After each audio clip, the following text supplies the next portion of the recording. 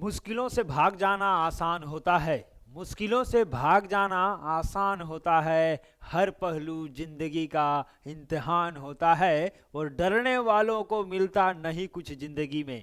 डरने वालों को मिलता नहीं कुछ जिंदगी में। और लड़ने वालों के कदमों में जहान होता है। लड़ने वालों के कदमों में जहान होता है। नमस्कार, मैं हूं आनंद आर्या और आप सभी का स्वागत करता हूं नेक्स्ट रूल के इस सेशन में। साथियों, आज हम विशेष तौर पर बात करने वाले हैं कि जो भी बोर्ड एग्जाम देने वाले हैं, यानी कि क्लास 10th और 12th के स्टूडेंट के बारे में विशेष तौर पर हम बात करने वाले हैं। भाई, हम बात क्या करेंगे, तो आज हम आपको 45 डे का जो रूल है ना, उस रूल को बताने वाले हैं। और आप यकीन रखिए कि इस रूल को देखने के बाद जो भी आपका एग्जाम का जो है ना लास्ट डे है, और इस लास्ट दिनों में 45 दिनों में आप इतना अच्छा परफॉर्मेंस कर लेंगे कि कहेंगे सर, ये रूल यदि आप पहले बता देते तो टॉप कर जाते। लेकिन भाई साहब, सब्र रखिए, ये 45 दिन का नियम आपका रिजल्ट को यहां से यहां पहुंचा सकता है। बस आप इस रूल को फॉलो कर लीजिएगा जब तक आपका एग्जाम ना हो जाए। चलिए भैया, जल्दी से हमको बता दीजिए। तो क्लास 10th में यदि आप अभी पढ़ रहे हैं और आपका जो है ना फरवरी से आपका एग्जाम होने वाला है, बोर्ड का एग्जाम। 12th में पढ़ रहे हैं भैया, मेरा भी फरवरी में ही एग्जाम है। फरवरी में ही एग्जाम है, चाहे वो झारखंड बोर्ड का हो, झारखंड बोर्ड का हो या सीबीएसई बोर्ड का हो, भैया फरवरी में ही एग्जाम है। चलिए, कोई बात नहीं है, फरवरी में एग्जाम है और अभी चल रहा है जनवरी। और आज का डेट हो गया 3 तारीख। भैया 3 जनवरी आज है। चलिए, 3 जनवरी है और एग्जाम जो है ना आपका 15 से 17 तारीख को शुरू होगा, यानी कि 45 डेज बच रहा है।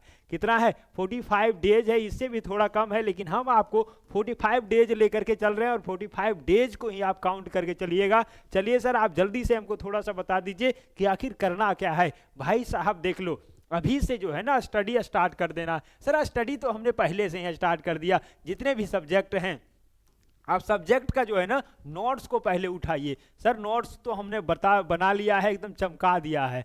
क्या किया है? चमका करके बनाया है, पूरा जो है ना हाईलाइट कर दिए हैं, पूरा मस्त बनाए हैं।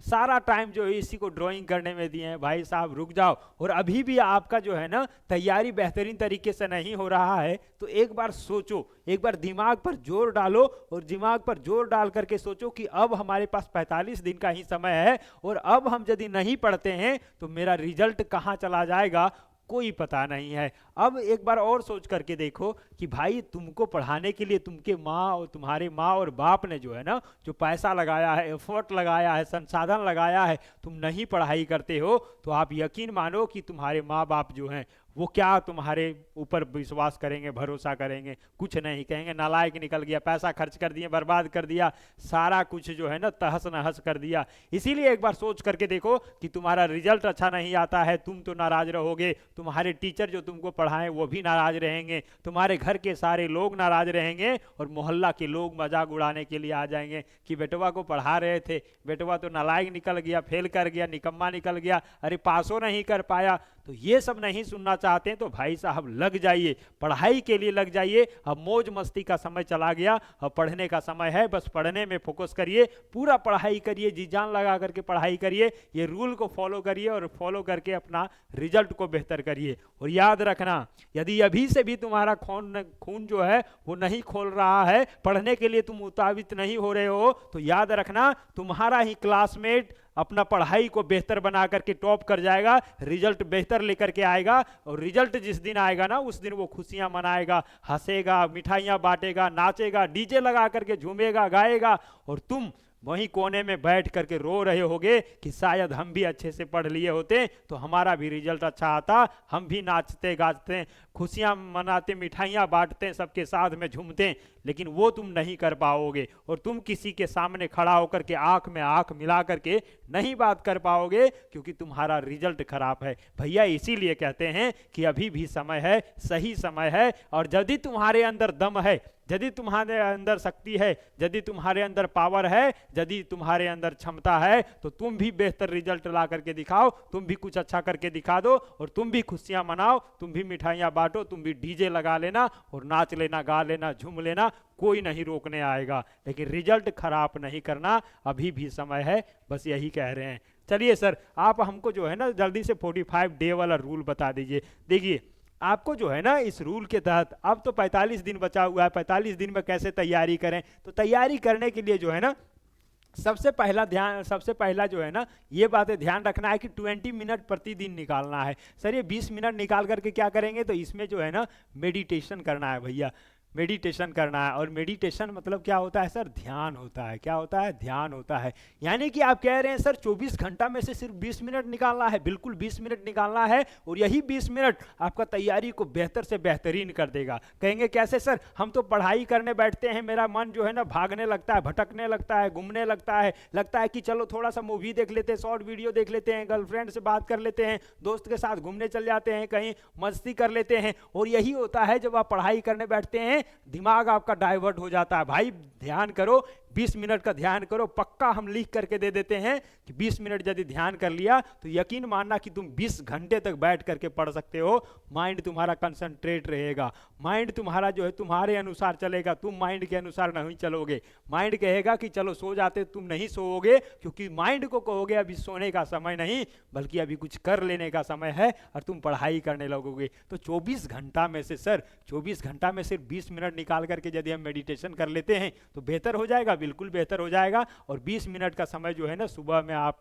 फ्रेश होकर के 20 मिनट का समय निकालिए। पहला काम तो आपको यही इंपॉर्टेंट देना है। ये जो है ना GUI है, GUI क्या है सर, गर्दा उड़ा के इंपॉर्टेंट है, और मेडिटेशन एनी हाउ आपको करना ही करना है। सर दूसरा काम बता दीजिए। दूसरा काम में क्या है ना, रिवीजन करना है। क्या करना है, रिवीजन करना है। रिवीजन करना है सर, रिवीजन क्या करना है, तो जितना भी आपने नोट्स बनाया अभी तक, नोट्स जो बनाया उसी नोट्स को रिवीजन करना है, और नोट्स जो बना लिए हैं उसको आप रिवाइज मारिए। और सर तीसरा काम क्या करना है, तो तीसरा काम जो है ना स्कूल को या कोचिंग को, स्कूल को या कोचिंग को जो है ना अब त्याग दो भैया, स्कूल और कोचिंग मत जाओ, और यहाँ से नोट्स बनाना अब खत्म करो। नोट्स बनाना क्या करो, नोट्स अब मत बनाओ। जितना नोट्स बना लिए हो बहुत अच्छी बात है, जितना तुम फेयर कर लिए हो उतना अच्छी बात है। इससे ज़्यादा आप जो है ना फेयर करने पर नहीं ध्यान दो, नोट्स को चमकाने पर नहीं ध्यान दो। तुम्हारा बाल बच्चा इसी नोट से नहीं पढ़ने वाला है, उस समय टेक्नोलॉजी और हाई हो जाने वाला है। तो हम सर बना रहे थे नोट्सवा इसीलिए कि पूरा चमका करके कि 4 कुश्ती 7 कुश्ती तक हमारा बाल बच्चा सब नाती पोता सब इसी से पढ़ेगा। अरे नालायक, तुम्हारा नाती पोता के जमाना में, तुम्हारा बेटा के जमाना में ये नोट्स काम नहीं देगा। AI इतना बढ़ गया है कि तुम्हारा नोट्स जो है ना कोई काम नहीं देगा, वो AI और सोशल मीडिया से पढ़ लेगा। इसीलिए अपना नोट्स चमकाने पर ध्यान नहीं दो, पढ़ाई करने पर ध्यान दो, ज़्यादा बेटर रहेगा। हमने बताया स्कूल और कोचिंग को त्याग दो भैया। अब जो है ना 45 दिन बचा हुआ है, स्कूल कोचिंग जाते रहोगे तुम्हारा टाइम पास हो जाएगा, मत जाओ। और जो भी चीज़ें तुम्हारे पास सोशल मीडिया में अवेलेबल है, सोशल मीडिया कहने का अर्थ रील्स और यूट्यूब फेसबुक और इंस्टा नहीं बोल रहे हैं हम। सोशल मीडिया मतलब क्या है, आपको नेट पर अवेलेबल है, और सारा चीज़ नेट पर से आप डाउनलोड करके पढ़ सकते हैं, फ्री में अवेलेबल है भाई। तो ये 3 रूल को यहाँ फॉलो कर लो, और भी हम रूल बता देते हैं। स्कूल को त्याग दो, अब मत जाओ। और उसके बाद सर चौथा रूल क्या है, तो चौथा रूल आपका जो है ना मॉडल सेट है। मॉडल सेट से प्रैक्टिस करो। यहाँ पे सैम्पल पेपर होता है, सैम्पल पेपर आता है, सैम्पल पेपर से पढ़ाई करो और देखो कि क्या क्वेश्चन आया हुआ है। और क्या आता है सर, प्रीवियस ईयर क्वेश्चन आता है। प्रीवियस ईयर क्वेश्चन जो है ना सबसे इंपॉर्टेंट रखता है। VVI है भैया, वेरी वेरी इंपॉर्टेंट है। प्रीवियस ईयर क्वेश्चन को देखो और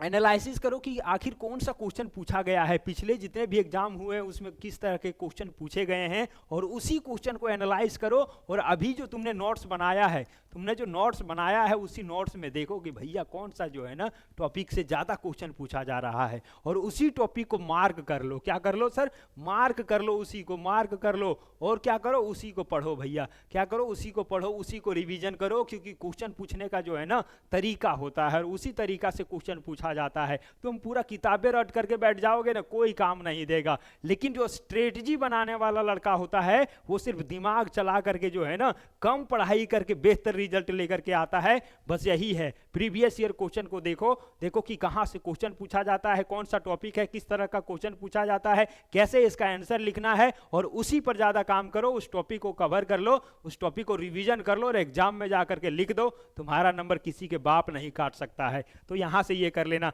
मार्क कर लेना है इसको। और VVI जो रहेगा ना, VVI लगा लेना, ताकि तुम एग्जाम के टाइम में, मतलब एग्जाम से 1-2 दिन पहले इसको जो है ना फास्ट रिवीजन कर पाओ। क्या कर पाओ, फास्ट रिवीजन कर पाओ। चलो सर फास्ट फास्ट रिवीजन के लिए आपने बता दिया। चौथा भी रूल बता दिया कि मॉडल सेट जो है, सैंपल पेपर जो है, प्रीवियस ईयर क्वेश्चन जो है, जितने भी इंपॉर्टेंट क्वेश्चन तुमको कराया गया है सबको रिवीजन कर लो। ये 10th और 12th दोनों बोर्ड के लिए है, 10th और 12th दोनों क्लास के लिए। भाई ध्यान देना, सीबीएसई और जैक या कोई भी अदर जो भी बोर्ड है सबके लिए है। ये दिमाग लगा करके ये सारा काम कर लेना। सर पांचवा जो काम आप बता रहे थे ये क्या है? तो पांचवा काम जो है ना, पांचवा काम है डिस्ट्रैक्शन। क्या है? डिस्ट्रैक्शन।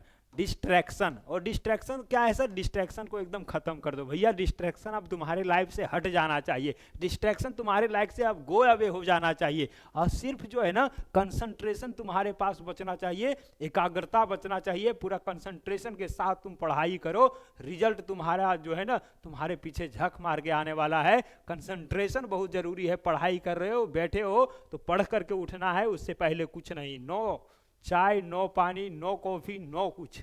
पढ़ाई ऐसे होता है। डिस्ट्रैक्शन सर, डिस्ट्रैक्शन क्या क्या है? सबसे पहले तुम्हारा मोबाइल जो है ना भैया, तुम्हारा मोबाइल तुम्हारा सबसे बड़ा दुश्मन है। क्या है सर?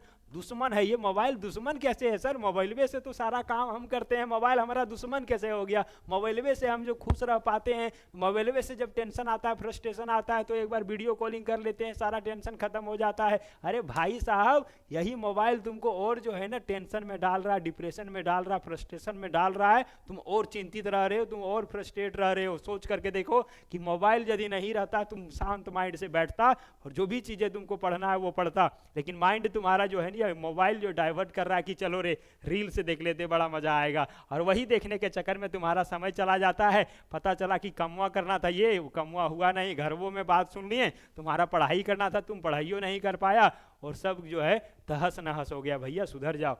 मोबाइल सबसे बड़ा डिस्ट्रैक्शन है, मोबाइल को त्याग दो भैया। और मोबाइल को त्यागने से पहले रील्स जो देख रहे हो उसको त्याग दो। नहीं, अब कोई रील्स नहीं, कोई इंस्टा नहीं, कोई वीडियो नहीं, कोई वीडियो कॉलिंग नहीं, और कोई कुछ चैटिंग वूटिंग नहीं, सबको त्याग दो। मोबाइल को त्याग दिया, सब कुछ हो जाएगा आपका तुम्हारे हाथ में, कुछ नहीं बिगड़ने वाला है। सर मोबाइल का यूज हम पढ़ाई के लिए करते हैं, किसके लिए करते हैं? स्टडी के लिए करते हैं, तब तो बढ़िया है, तब तो अच्छा है कि मोबाइल का यूज यदि पढ़ाई के लिए हो रहा है, पढ़ने के लिए कर रहे हो, तो सबसे बेस्ट है पढ़ाई कर लो। क्योंकि मोबाइल में बहुत सारा चीज है, जैसे कहते हैं इसका जो है ना कुछ वांटेज होता है, कुछ डिसएडवांटेज होता है। लेकिन तुम मोबाइल को स्टडी के लिए कर रहे हो तो नेट में सारा कुछ पड़ा हुआ है भैया। नेट में जाओ, छान मारो, और पूरा जो है ना मॉडल सेट जितने भी है, सैंपल पेपर, बहुत सारा टेस्ट प्रैक्टिस सेट आपको मिल जाएगा। वहाँ से आप रिवीजन करते हैं तो इससे पढ़ाई वेस्ट होता है। लेकिन तुम ये सोशल मीडिया और दिस दैट वाला में लगाते हो ना, तो ये दिस दैट वाला जो है ना तुमको लेकर के डूब जाएगा। इसीलिए दिस दैट मत करो, पढ़ाई के लिए यूज कर रहे हो मोबाइल तो अति उत्तम है। सर एक तो आपने बता दिया कि डिस्ट्रैक्शन हमारा क्या है? मोबाइल है। दूसरा क्या है? तो दूसरा आपका जो है ना टाइम पास जो कर देते हो। टाइम पास कहाँ सर? दोस्त वगैरह के साथ कहीं घूमने में चले जाते हैं, कहीं पार्टी सार्टी करने लगते हैं, पार्टी सार्टी करने लगे, कहीं घूमने चले गए सर, घूमने चले गए, कभी गप्पे चल रहा है तो एकदम गप्पे चलते रह रहा है। तो ये सब चीज़ जो है ना अब छोड़ देना होगा भैया। कुछ दिन के लिए छोड़ दो कि नहीं अब ये जो है ना हमसे नहीं होगा, और ये अब हम नहीं कर पाएंगे। और सर क्या है? तो गर्लफ्रेंड बॉयफ्रेंड, ये भैया सबसे बड़ा डिस्ट्रैक्शन यही है। एग्जाम में के टाइम में तुम्हारा कंसंट्रेशन भी खत्म कर देता है, तुम्हारा स्टडी भी नहीं हो पाता है, तुम अच्छे से पढ़ नहीं पाते हो, तुम्हारा मन नहीं लगने लगता है, और तुम बेचैन हो जाते हो। तो भाई साहब सबसे पहला बात, तुम गर्लफ्रेंड और बॉयफ्रेंड को त्याग दो, अपने ज़िंदगी से निकाल दो, और बोलो भैया टाइट है, जब तक एग्ज़ाम नहीं दे देते हैं तब तक हम कुछ नहीं करने वाले हैं। एग्ज़ाम मेरा नज़दीक है, उसको बता दो, नोटिस दे दो, चिपका दो। नहीं होता है तो ब्लॉक करके रख दो भैया। बोलो उसको कि फरवरी में एग्ज़ाम देंगे, उसके बाद मार्च से तुम्हारे साथ पूरा बतियाएंगे, एकदम 2400 घंटा बतियाएंगे। लेकिन अभी 2400 घंटा में 24 मिनट भी नहीं बतिया पाएंगे, तब तुम्हारा एग्ज़ाम बेहतर चला जाएगा। तो ये जो हमने बताया ना, 24 दिन तक यदि आप इसको फॉलो कर लेते हैं, मात्र ये 24 घंटा यदि आप 24 घंटा को यूटिलाइज करके पूरा 45 दिन तक इसको फॉलो कर लेते हो, तो आप यकीन मानो कि तुम्हारा रिजल्ट जो है ना, रिजल्ट बेहतर होगा। क्या होगा सर? बेहतर रिजल्ट होगा। बेहतर रिजल्ट होगा। तो बेहतर रिजल्ट के लिए 24 दिन का ये स्ट्रेटजी को अपना लेना, पढ़ाई कर लेना, और ये अच्छा लगा होगा तो अपने दोस्त के साथ शेयर भी कर देना, ताकि वो भी अपना पढ़ाई को बेहतर से बेहतरीन बना सके। तो नेक्स्ट रूल के इस सेशन से आज इतना ही। 24 आवर अपना जो है माइंड को कंट्रोल में रखो, उसके लिए मेडिटेशन करो। अंत में बस यही कह रहे हैं कि माइंड को कंट्रोल करने के लिए मेडिटेशन, जो पहला नियम हमने बताया, वो मानना बहुत ज़रूरी है, तभी तुम्हारा पढ़ाई बेहतर से बेहतरीन होगा। चलिए नेक्स्ट रूल के इस सेशन से इतना ही, अब हम मिलते हैं किसी अगले सेशन के साथ, तब तक के लिए जय हिंद।